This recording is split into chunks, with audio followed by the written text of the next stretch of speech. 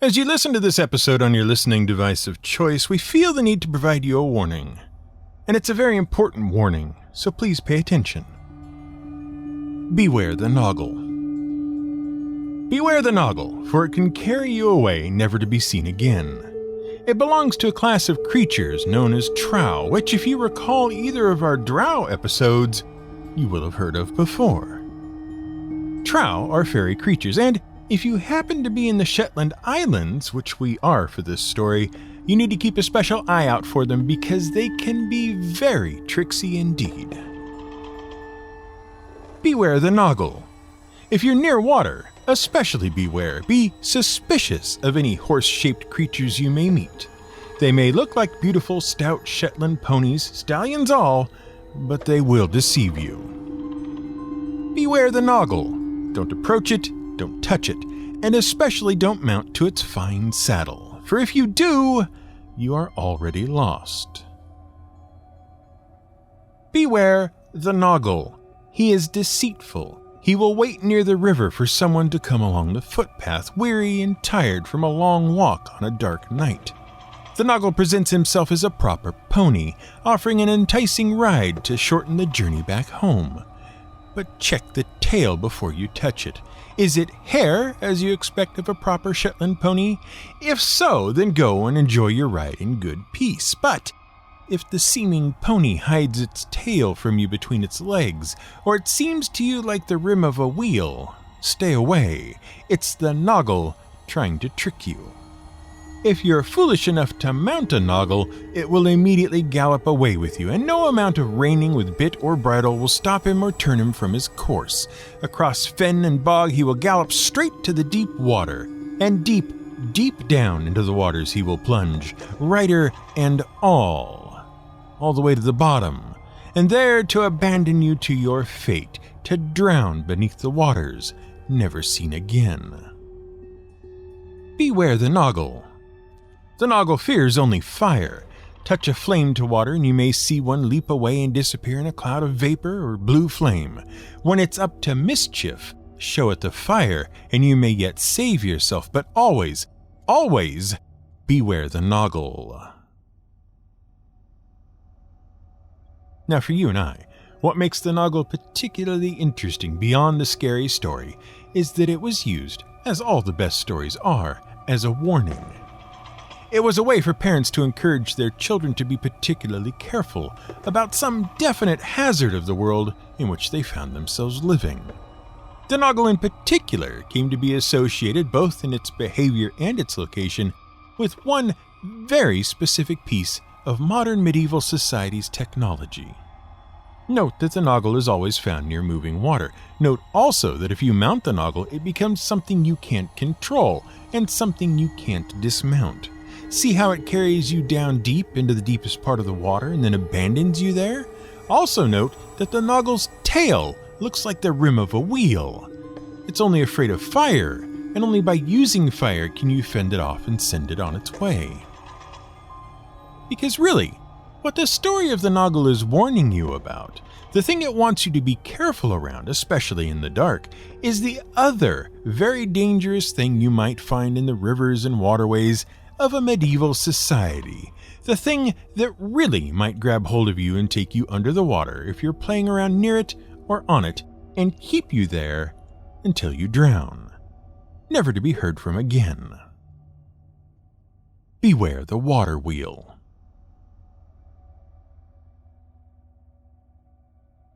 This is GM Word of the Week, and I'm Fiddleback.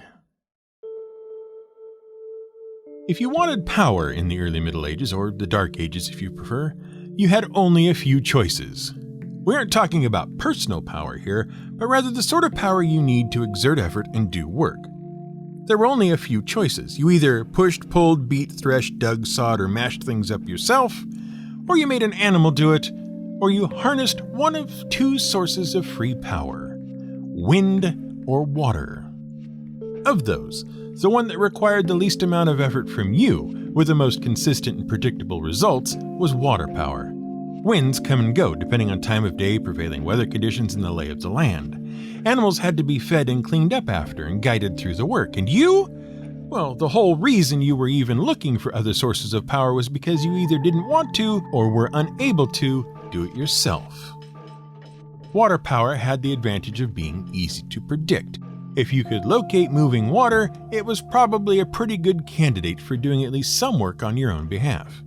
And as long as you set things up properly, it could do that work for you even if you weren't right there to watch it the whole time. Yes, sometimes the water went away or there wasn't as much of it around as you might want at a given moment, but there were ways around this. All you really had to do was figure out how to harness the water to do the work you wanted it to. Fortunately, the ancient Greeks had already worked out this problem for you by the time medieval society rolled around. Keen inventors that they were, the Greeks had come along, played with the various ways of getting work from water, and decided that the water wheel was the way to go. A water wheel, for those of you who don't know, is a large, usually wooden, though it can be made in metal, wheel. It generally has spokes that support paddles or buckets arrayed along its outer circumference, which would be semi or completely submerged in the water. Depending on the space you had to work with and the amount of work you needed done, it could be any size, from a few feet to dozens of yards across. Part of what would help determine the size of the wheel was how much water you could get it into. Fast-flowing streams and rivers were a good choice, especially if large volumes of water were rushing by. But you didn't want them too rough or fast because the turbulence generated would work against the wheel and make it difficult to use efficiently. Ideally, you wanted fast-moving, high-volume water that flowed smoothly past the place you intended to put the wheel.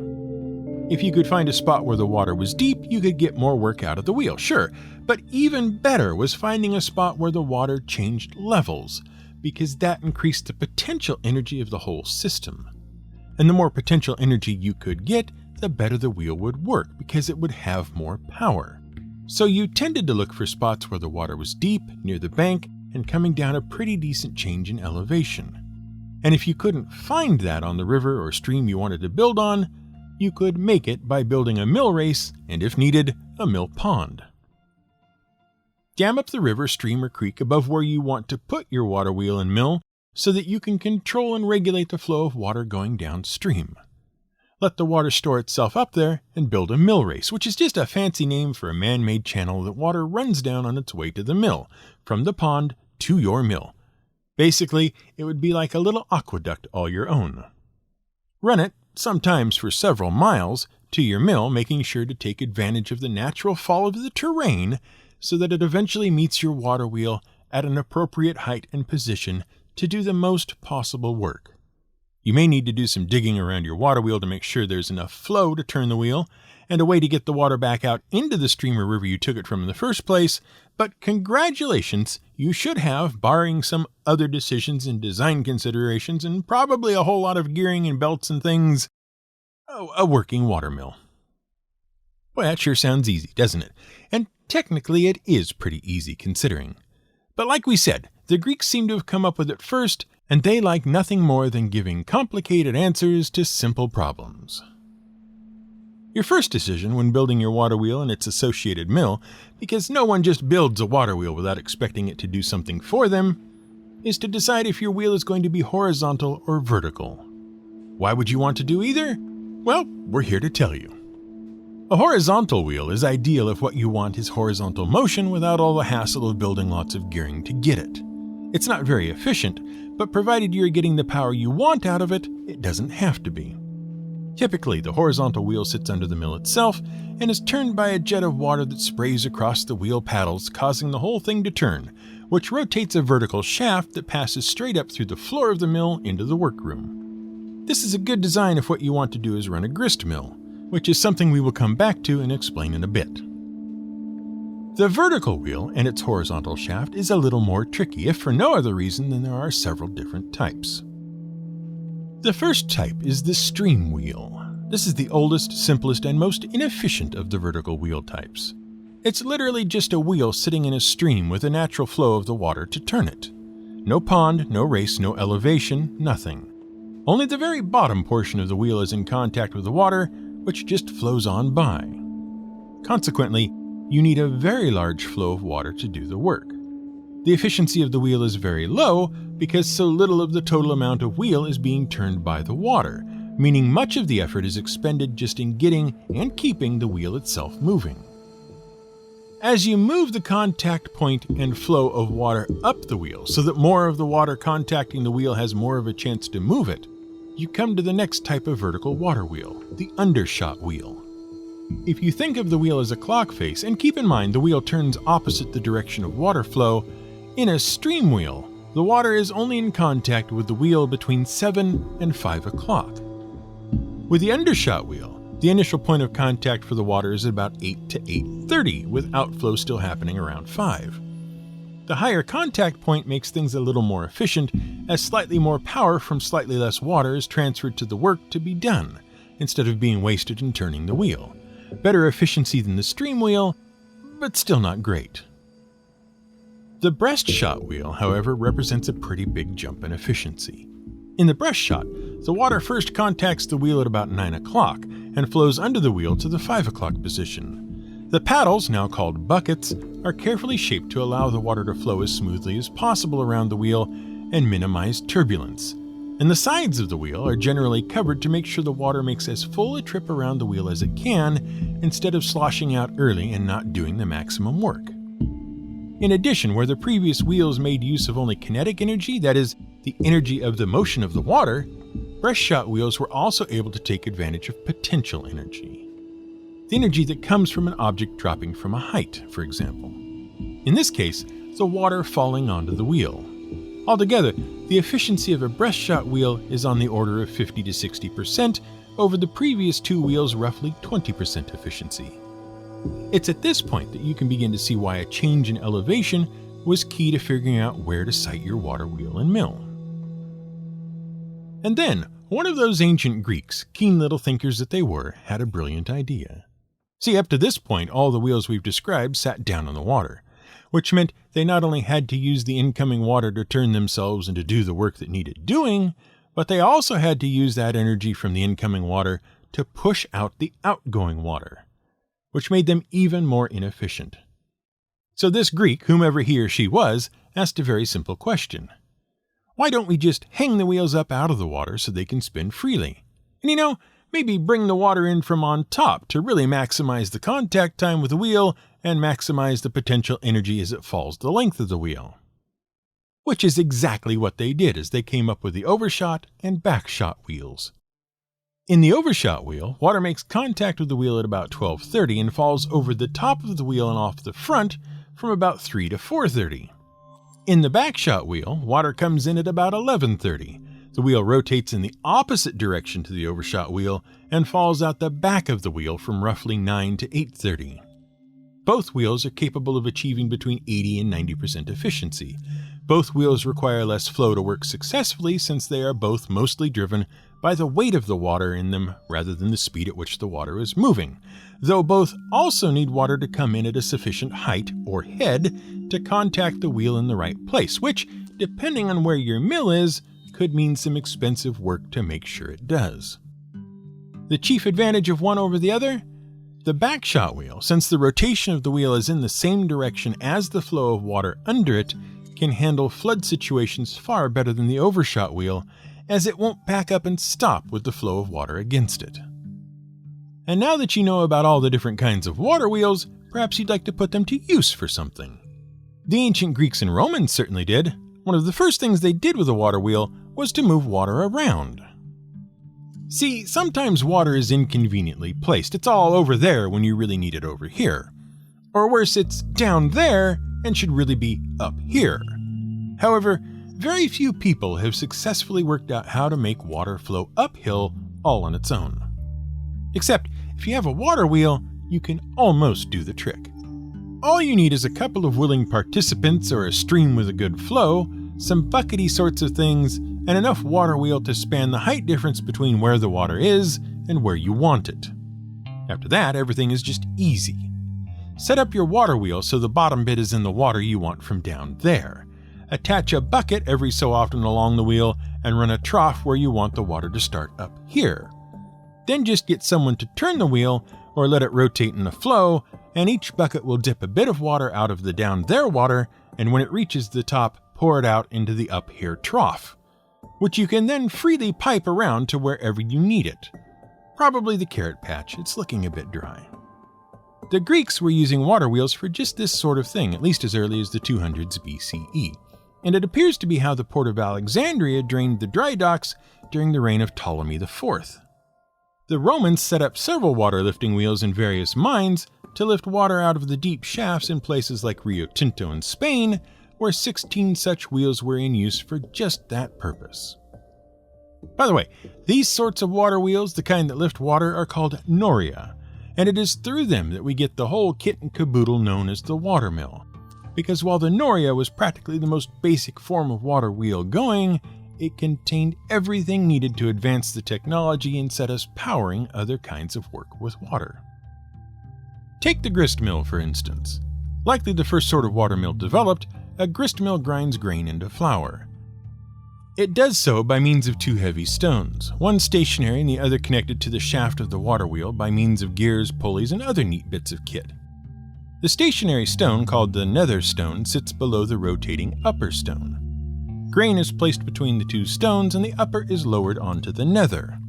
As the upper stone turns, it grinds the grain into flour, which, when it is fine enough, works its way out from between the two stones to be collected. As we said earlier, if this is done with a horizontal wheel on a vertical shaft, practically no gearing is needed to be in production in short order, making it one of the easier jobs for those types of wheels to do. Vertical wheels require more fancy engineering. Shafts and cogs and gears have to be connected to transfer motion from one plane to the next, which meant you needed to know about things like pins and gear teeth to get the most efficient work for the least amount of energy. Which was vital to the Romans in their idea of bread and circuses. As the Roman Empire grew, distribution of bread to the masses helped maintain order and social stability, so it was vital that Roman grist mills spread with the empire itself. Milling technology was everywhere the Roman Empire was by the time of its collapse. Not only did this include Great Britain and Ireland, but the Middle East as well. And thanks to the expansion and trading efforts of Islamic countries, the technology eventually found its way into China as well. For once, the East got something new from the West. And for a time, everyone had watermills, and everyone was developing them to suit their local needs and purposes. By the time of the Norman invasion and William the Conqueror, it was noted in the Domesday Book of 1086 that there were more than 6,000 watermills in Britain, and not all of them were making flour from grain. It marked a transition in Europe from a mostly manual, muscle-based form of labor towards mechanical labor. That is, having a machine to do the tedious, difficult, lengthy, and hard work for you. With a proper watermill, you could stop hand grinding grain into flour, yes, but you could also let the mill make malt for beer and grind meal and oats for porridge, which meant the mill allowed you to eat and drink better and to make more of what you ate and drank, which meant you could have a thing rarely heard of before, a surplus, which then meant your economy improved as more people shifted from production to storage, distribution, and sales. The development of the camshaft allowed mills to run hammers. A cam is a way of programming the change of mechanical energy, especially rotating mechanical energy, into linear motion. The cam is mounted on a shaft so that as it turns, a series of shapes or protuberances are read by a cam follower, which can then mechanically trigger something to happen. In the case of the hammer mill, a series of blocks attached to the shaft would trip the ends of a series of hammers, causing them to jump up from their resting state and then fall back down onto whatever was under them. In this way, pulp could be made for paper making, which meant there was now more paper available for the making of things like books and writing in general. Wool could be put through a process called fulling, which used to be carried out by beating wool with the feet and hands, and if you were lucky indeed, a club, but now could be done by trip hammer as well. During fulling, the wool is cleansed of grease, dirt, twigs, and other impurities, and the woolen fibers are forced to mat together, thickening the cloth, increasing its strength, and increasing its waterproofing. So people could have more and better woolen garments, stay warmer and drier, and be sick less of the time. Even ironwork was improved.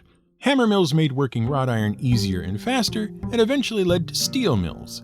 Your blacksmith was now able to do more in less time. Everything from basic ironmongery to the forging of weapons and tools was sped up and of higher quality. Not only that, the production of these items became more consistent and gradually led to two similar items being interchangeable. You didn't have to wait for the blacksmith to manufacture the one piece in the very specific shape that fit exactly onto only your plow. You could go to him and get any one of a half dozen or so that would fit and do the same job.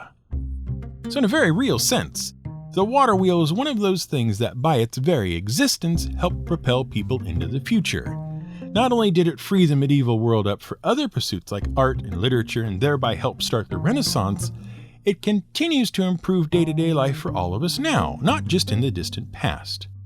Waterwheels are vitally important to this very day because without them, you couldn't possibly hear us and heed our earlier warning about the Noggle. Because you need electricity to hear us. And how will you get electricity without the Waterwheel at the heart of every turbine that provides it?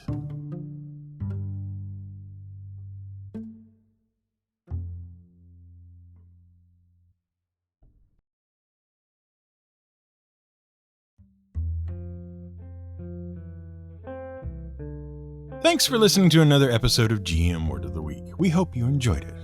We see the summer is getting well underway this week and hope you have a chance to get out in it. We're too busy in the word mines trying to chip out a particularly tricky adjective to do it ourselves. But maybe you can.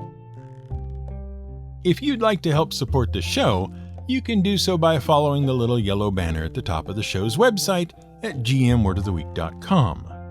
Supporters on Patreon get some nice little additional bonuses for their support. And thanks to everyone who already helps us out there. We don't even have to consider running ads with your contributions, and that's pretty cool. A little shout out to author John W. Farrel, whose book, The Clock and the Camshaft and Other Medieval Inventions We Still Can't Live Without, helped inform this episode. You'll be hearing more about it in future episodes, and there'll be a link in our description where you can get it too. The episode was researched, written, and produced by Brian Waterwheel Do Next Casey. Music for this episode was provided by Blue Dot Sessions, which you can find at sessions.blue.